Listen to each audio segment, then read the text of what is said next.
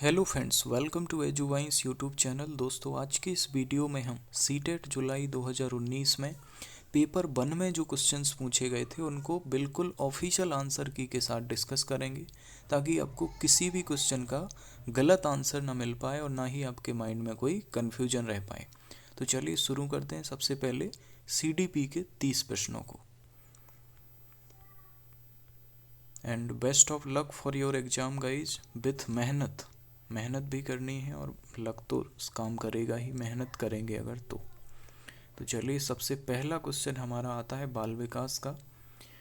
Gene पियाजे के अनुसार बच्चे ज्ञान को सक्रिय रूप से संरचित करते हैं जैसे जैसे वे दुनिया में व्यवहार कौशल का प्रयोग करते हैं और अन्वेषण करते हैं। तो फर्स्ट क्वेश्चन का दोस्तों पहला ऑप्शन ही करेक्ट हो जाएगा। आप जानते होंगे पियाजे ने बात ही की है कि ज्ञान को सक्रिय रूप से संरचित करते हैं, उसका निर्माण करते हैं बच्चे। दूसरा है चालक विकास की दर में व्यक्तिगत विविधताएं होती हैं, फिर भी चालक विकास का क्रम किससे किस तक होता है। तो क्या स्थूल से सूक्ष्म होता है या सूक्ष्म से स्थूल, बस यही इन दो चीज़ों को समझना होता है। तो सेकंड का दोस्तों हमारा ध्यान रखना है सी ऑप्शन। तो स्थूल से सूक्ष्म की ओर चले जाते हैं, ये ध्यान रखना है आपको। तीसरा है वह अवधि जो वयस्कता के संक्रमण की पहल करती है उसे क्या कहते हैं। सीधी सी बात है, देखिए किशोरावस्था के बाद क्या आएगी, वयस्क अवस्था आ जाएगी। तो यानी किशोरावस्था में ही थोड़ी बहुत संक्रमण होने लगता है, मतलब उसके लक्षण आने लगते हैं थोड़े। तो इसका फर्स्ट ऑप्शन करेक्ट हो जाएगा। फोर्थ वेरी इंपॉर्टेंट क्वेश्चन, कोहल वर्ग से जुड़ा है ये। तो इसका दोस्तों हमारा आंसर हो जाएगा, आप भी जानते हैं क्या होना है इसका, दंड और आज्ञा पालन अभिविन्यास। क्योंकि यहाँ पर क्या हो रहा है कि वो यदि वह ऐसा करता है तो उसे पकड़ा जाएगा, यहाँ देखिए लिखा है, और जेल भेज दिया जाएगा। इसीलिए वो नहीं कर रहा है चोरी, क्योंकि उसे दंड मिल जाएगा। तो उसी दंड के डर से यहाँ पर ये सब अवस्था में आ जाएगा सी नंबर का। और ये पहली जो स्टेज है ना इनकी, उसी के अकॉर्डिंग आता है पूर्व परंपरागत स्तर में। चलिए आगे फिफ्थ में, मौखिक संवाद जो बच्चे अपने आप से करते हैं उन्हें लेव वाइगोस्की ने क्या कहा है। तो हमने जो 2021 का पेपर किया था उसमें भी इस टाइप का एक क्वेश्चन आया था, जिसमें क्वेश्चन में ही बताया गया था कि एक बच्ची है वो व्यक्तिगत वार्ता कर रही है खुद से। तो देखिए उसी क्वेश्चन से यहाँ फ़ायदा मिल गया, क्योंकि यहाँ पूछा गया कि कैसी वार्ता कर रही है, अहम केंद्रित या व्यक्तिगत। तो फिफ्थ का दोस्तों वाइगोस्की ने क्या बताया, व्यक्तिगत वार्ता, private speech. So you need to remember this. Six है खिलौने, पहनावे की वस्तुएं, घरेलू सामग्रियां, व्यवसायों और रंगों को विशिष्ट लिंग के साथ संबंधित करना क्या दर्शाता है। तो सिक्स का दोस्तों हमारा बी हो जाएगा। इससे तो हमेशा क्वेश्चन आता ही है जेंडर रूढ़िवादिता से। एक प्रारंभिक कक्ष में एक बच्ची अपने साथ जो अनुभव लाती है तो उसे हम क्या कहते हैं। 7 का आंसर हो जाएगा दोस्तों फोर्थ, उन्हें शामिल कर उनका संचय करना चाहिए, बिल्ड ऑन, है ना। तो जो वो अनुभव लाती है, जो कुछ भी सीख के लाती है अपने परिवार आस पड़ोस से, क्योंकि बिल्कुल खाली तो आते नहीं, कुछ ना कुछ वो अपने बचपन में सीख के आते हैं। तो 8 का आंसर अब बताना है क्या हो सकता है। एक शिक्षक को चाहिए कि वो क्या करे। तो 8 का दोस्तों हमारा फोर्थ ऑप्शन करेक्ट हो जाएगा।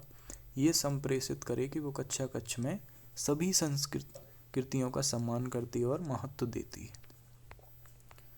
9, निम्नलिखित संरचनाओं में से शिक्षा का अधिकार अधिनियम 2009 किसकी वकालत करता है। तो 9th का आंसर क्या होना चाहिए, समावेशी शिक्षा, इंक्लूसिव एजुकेशन, जो है RT के द्वारा बताया गया है। यह विचारधारा है कि सभी बच्चों को एक नियमित विद्यालय व्यवस्था में समान शिक्षा प्राप्त करने का अधिकार हो। So which option should be correct according to you guys. 10th का हमारा आंसर वही हो जाएगा जो 9th में हुआ, समावेशी शिक्षा।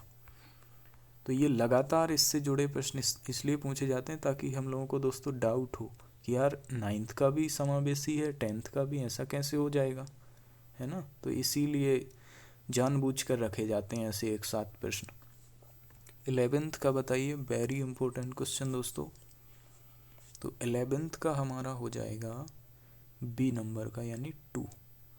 तो यहाँ पर दोस्तों हमारा DABC। अब देखते हैं डी किस में है, जैसे तो फर्स्ट का हो जाएगा अपना डी, ये डी हो गया।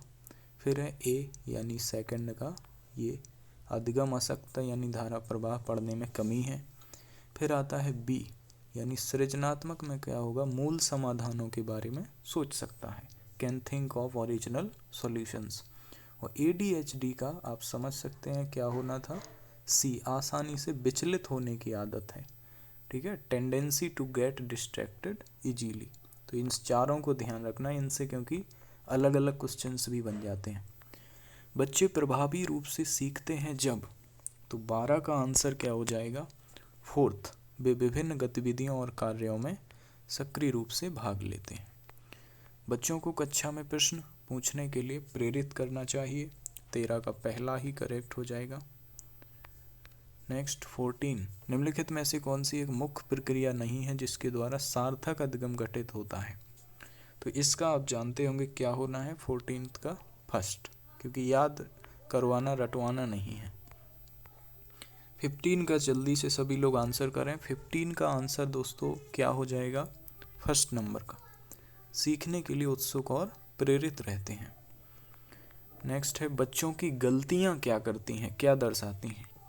तो 16 का दोस्तों हमारा करेक्ट हो जाएगा थर्ड ऑप्शन, अधिगम का एक भाग है और उनके विचारों में एक अंतर्दृष्टि देती हैं कि वो कैसे सोचते हैं बच्चे। 17 का आंसर दोस्तों हमारा हो जाएगा बी, कि मूल्यांकन को शिक्षण अधिगम प्रक्रिया का एक भाग होना चाहिए। जैसे मूल्यांकन हो गया, त्रुटियां हो गई, ये एक टीचिंग लर्निंग प्रोसेस का ही एक पार्ट है। संरचनात्मक दृष्टिकोण के अनुसार अधिगम क्या है, तो कंस्ट्रक्टिविस्ट जो फ्रेम होता है, जो विचार होता है, उसके अनुसार क्या है। तो फर्स्ट क्वेश्चन में जो सक्रिय की बात हुई थी, यहाँ भी आप इम्प्लीमेंट कर सकते हैं। तो 18 का हो जाएगा एक सक्रिय और सामाजिक प्रक्रिया है। संरचनात्मक दृष्टिकोण की जगह निर्माणात्मक दृष्टिकोण भी लिख के आ सकता है। नेक्स्ट अब दोस्तों 19 का देखते हैं। 19 का सभी लोग आंसर करें। इसका फर्स्ट ऑप्शन जो है करेक्ट हो जाएगा, संज्ञान और संवेग अलग नहीं है। तो 19 का फर्स्ट ऑप्शन। एक शिक्षक बच्चों को प्रभावी रूप से समस्या का समाधान करने में सक्षम बनने के लिए किस तरह से प्रोत्साहित कर सकती है। तो 20 का हमारा दोस्तों करेक्ट हो जाएगा फोर्थ नंबर का। तो हमारा फोर्थ ऑप्शन जो है दोस्तों करेक्ट हो जाएगा। नेक्स्ट आते हैं 21 पर।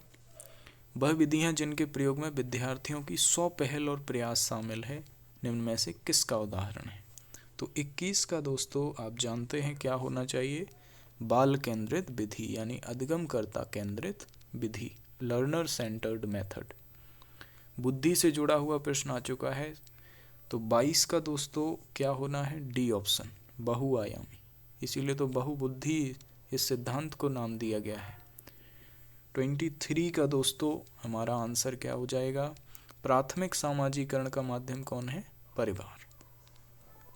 जीन पियाजे के सिद्धांत का प्रमुख प्रस्ताव है कि, तो कौन सा ऑप्शन हो सकता है, सी डी में से आपको कंफर्म करना है।